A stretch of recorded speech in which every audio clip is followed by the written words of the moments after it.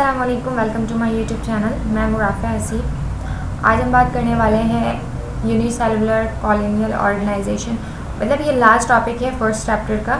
ये हम देखेंगे, डिस्कस करेंगे कि क्या क्या चीज़ें हैं, और बाकी तमाम जितने भी चैप्टर 1 से रिलेटेड टॉपिक्स हैं वो मैंने कवर करवा दिए हैं। आपको लिंक्स में डिस्क्रिप्शन में मिल जाएंगे। चैप्टर 4 के भी लिंक्स जो हैं आपको डिस्क्रिप्शन में मिल जाएंगे, वो कंप्लीट हो चुका है। चलिए स्टार्ट करते हैं।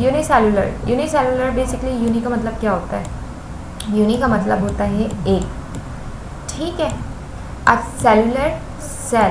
सेलुलर का वर्ड सेल से निकला है, मतलब ऐसे ऑर्गेनिज्म जो एक सेल से बने हुए हों, ऐसे ऑर्गेनाइजेशन जिसमें हम डिस्कस करेंगे ऐसे ऑर्गेनिजम्स के बारे में जो कि एक सेल से बने हुए हैं। All single cell organisms carry out all activities of life. They digest the food, respire, excrete, move etc on the cellular base by simple method।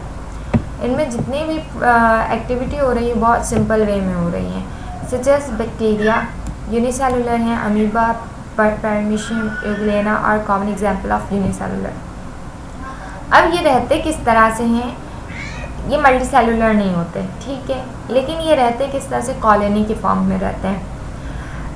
एक अलहदा कभी भी नहीं रहते हैं, ये ग्रुप में रहते हैं, मतलब अपनी फैमिली के साथ रहते हैं। Many unicellular organisms leave together by forming colonies but do not have any division of labour aiming them. मतलब कोई एक अलग से काम नहीं कर रहा होता, सारे मिलकर काम कर रहे होते हैं। In colonial type of cellular organisation each unicellular organism live its own life. They are not dependent on each other and never form any multicellular structure. ये कभी भी मल्टीसेलुलर स्ट्रक्चर फॉर्म नहीं करते। ये यूनिसेलुलर होते हैं, अपना तमाम काम खुद कर रहे होते हैं। इसकी एग्जांपल है वॉलबॉक्स, ठीक है, ये अलसी है, ये कॉलोनी में रहते हैं। अगर मैं इसकी पिक्चर दिखाऊं तो ये इस तरह से है, ये ठीक है, ये वॉलबॉक्स है। एक जो है एक अलसी है, ठीक है, लेकिन ये किस फॉर्म में रह रहे हैं? कॉलोनी के फॉर्म में रह रहे हैं। अब मल्टीसेलुलर की बात करते हैं। मल्टीसेलुलर में जो है मल्टी का वर्ड बहुत सारे के लिए, एक से ज़ायद के लिए हम मल्टी का वर्ड यूज़ करते हैं। The organism form by many cells is called multicellular organism. Frog and mustard plant are examples of multicellular organisation.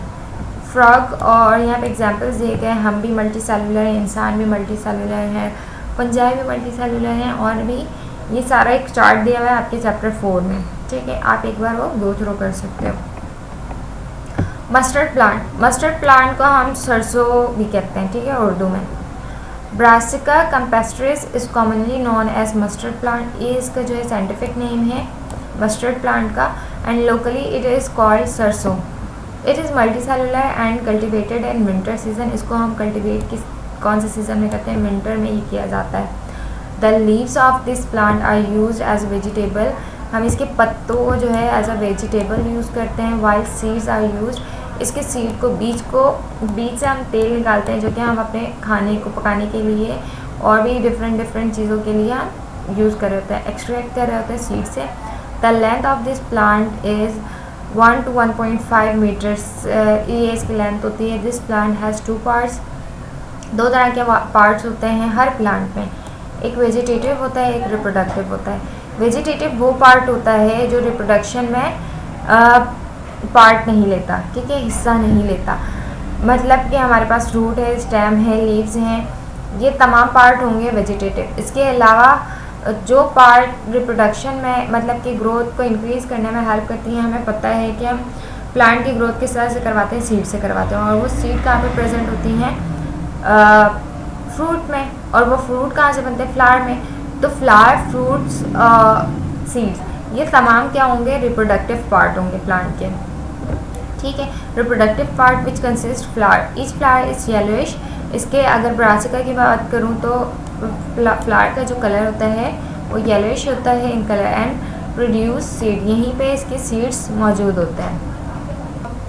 Rana tigrina is the scientific name of spotted frog found commonly in our region। Rana tigrina जो है scientific name है frog का, इसको basically हमारे reason में spotted का मतलब होता है कि बॉडी में जो है इस तरह के स्पॉट्स मौजूद होंगे, ये हमारे रीजन में पाए जाते हैं। ये मल्टी सेलुलर एनिमल होते हैं। इट लिव्स इन बोथ, ये वाटर में और लैंड में दोनों में रहते हैं। It's body is divided into head and trunk. अच्छा, इनके ना नेक नहीं होता, ठीक है। इनकी बॉडी को दो पार्ट में डिवाइड किया गया, एक को हेड और इसके बाकी पार्ट को क्या कहा गया, ट्रंक कहा गया। There is no neck. Its body is made of organ system. जिस तरह से ह्यूमन का ऑर्गन सिस्टम होता है बेसिकली सिमिलर है बहुत ज़्यादा फ्रॉग का जो सिस्टम है। All organ are made of different tissues, different तरह के टिश्यू से बने हुए हैं इनके organs. Epithelial, glandular, muscular, nervous system, ठीक है, nervous etc। Frog lives near riches, पाए कहाँ जाते हैं, पॉन्ड्स वगैरह में, स्टैगनेंट वाटर जो है स्ट्रीम वगैरह में ये जो है पाए जाते हैं। It feeds on small insects. इनका खाना क्या होता है, ये क्या खा रहे होते हैं, इंसेक्ट्स खा रहे होते हैं। तो ये तमाम बातें थी यूनिसेलुलर, मल्टी सेलुलर और कॉलोनियल ऑर्गेनिज्म से रिलेटेड। ये हमने एग्जांपल के साथ डिस्कस की। इसकी जो फर्दर टॉपिक्स रहती हैं अमीबा वगैरह, वो हम नेक्स्ट वीडियो में डिस्कस करेंगे। तब तक के लिए अल्लाह हाफ़िज़, टेक केयर।